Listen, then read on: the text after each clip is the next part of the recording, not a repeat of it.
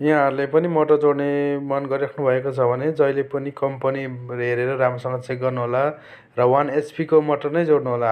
Half एचपीको जोड्दा पनि हुन्छ, तर तपाईँले थोरै पैसा मात्रै फरक हुन्छ, किनकि पानी ठुलो राम्रो र सजिलो तरिकाले भने 1 एचपी नै हो। तपाईँले 3 तला 4 तला 5 तलासम्म 1 एचपी मोटरले जोड्न सकिन्छ। हामीले यसरी बजाज कम्पनीको मोटरलाई हामीले यसरी फिट गरेको छौँ 1 एचपीको, र सिपिभिसी पाइप प्रयोग गरेर हामीले मार्बल कम्पनीको पाइप प्रयोग गरेका छौँ।